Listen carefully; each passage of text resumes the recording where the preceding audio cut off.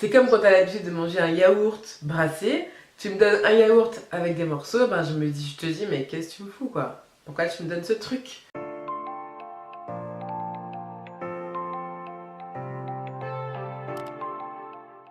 Hello tout le monde, on se retrouve aujourd'hui pour une nouvelle vidéo et aujourd'hui je vais vous parler de mon passage de Apple à Android. Donc voilà ce que j'en ai pensé, comment je me suis sentie frustrée. Question du jour, êtes-vous chez Apple ou chez Android? Dites-moi tout ça en commentaire. Si vous avez suivi ma vidéo wishlist de Noël dernier, je vous ai dit que j'étais passée à Android. J'avais un nouveau téléphone, c'est le Huawei P10 il me semble, et que j'en étais entièrement satisfaite mais que j'avais beaucoup de difficultés à passer de Android à Apple. Donc bon, si cette vidéo vous intéresse, n'hésitez pas à liker comme d'habitude, n'hésitez pas à vous abonner juste ici si ce n'est toujours pas fait et activer la cloche pour recevoir une petite notification à chaque fois que je mets une nouvelle vidéo en ligne. Bon allez, let's go, c'est parti, on y va. Déjà il faut savoir que je suis complètement habituée à Apple depuis 2012. My God. Depuis 2012 j'ai un iPhone et là c'est la première fois en 6 ans que je passe à Android. Donc dites-vous que le système d'exploitation pour moi a été une grande découverte.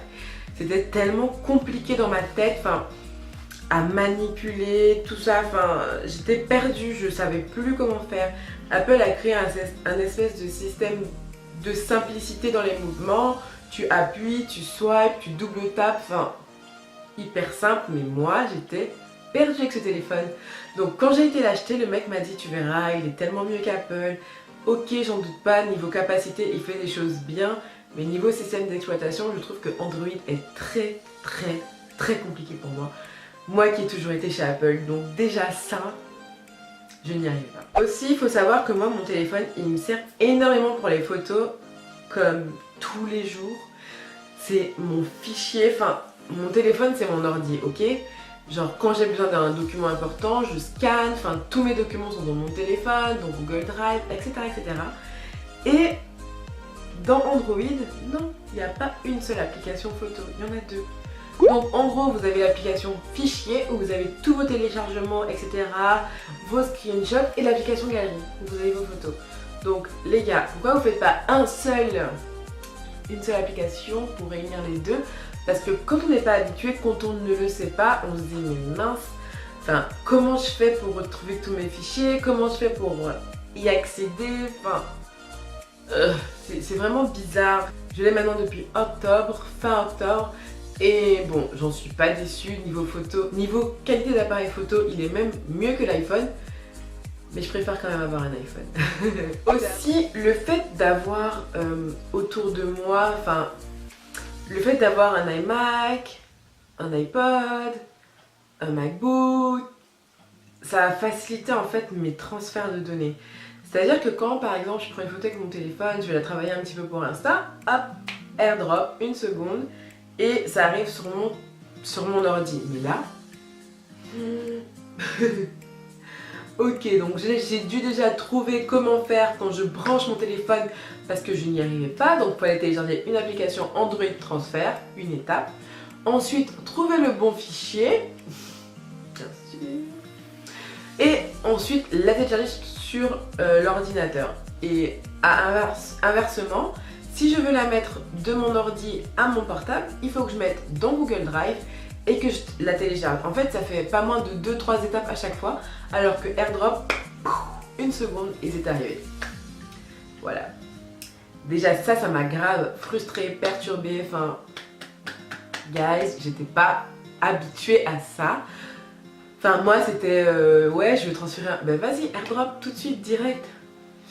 Là non, il n'y a plus d'AirDrop. J'adore mon téléphone, je kiffe mon téléphone, il fait tout ce qu'il faut faire, mais vous savez, je m'installe pas trop. J'installe pas trop de choses, c'est tout en survol, comme ça le jour où je changerai, aucun mal, je pars. Aussi ce que je voulais dire, c'est que Apple, ils ont juste un rond central, vous voyez en bas, vous cliquez dessus et vous pouvez quasiment tout faire. Android, pourquoi se compliquer la vie? Donc, vous avez un rond central où vous pouvez essayer de paramétrer certaines choses. Donc, ça veut dire qu'il peut vous servir pour l'empreinte. Quand vous swipez sur le côté, ça fait un truc. Bref, trop compliqué pour moi. Donc ça veut dire que là, clairement, moi j'ai mon rond central pour mon empreinte. Et ensuite, il y a 3 petits onglets. Donc un onglet pour retourner à l'écran d'accueil, un onglet pour faire marche arrière et un onglet quand vous voulez voir toutes les applications. Ok. C'est pas un peu trop en fait? Pour quelqu'un qui n'est pas habitué, c'est un peu frustrant, c'est un peu comme perturbant. Et moi ça j'ai eu tellement de mal. J'ai pris peut-être 2-3 jours à m'y habituer. À chaque fois j'appuyais comme une gogole sur le rond et je me disais non Dani ça marche pas, c'est pas comme l'iPhone, blablabla. Bref, j'ai vraiment eu du mal. Après, un truc qui est plutôt positif avec Android, c'est qu'on peut grave personnaliser son téléphone. On peut vraiment faire en sorte qu'il nous ressemble, que ce soit au niveau des couleurs, que ce soit au niveau de la police. Et ça, j'ai trouvé ça tellement cool. Aussi, ce que je voulais dire, c'est qu'au niveau des applications, il n'y a pas tout sur Android. Alors dites-vous que quand j'ai mes habitudes sur iPhone, je me suis dit, bon, je vais juste retélécharger les applications que j'ai l'habitude d'utiliser sur mon Huawei. Et du coup, je ne serais pas perdue en fait, j'aurais les mêmes habitudes.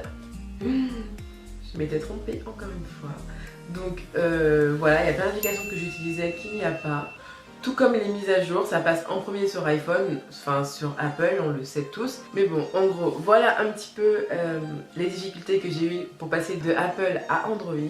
Après, c'est vrai que bon, Apple c'est pas la vie, mais quand on est rentré dans cette secte, c'est difficile d'en sortir parce que Apple nous crée des espèces d'automatismes dans la tête et je crois que c'est ces automatismes qui font qu'on ne peut pas aller voir ailleurs. Avec le cloud, vous transférez vos données et en fait votre nouveau téléphone, c'est comme votre ancien téléphone mais dans un téléphone un peu plus performant.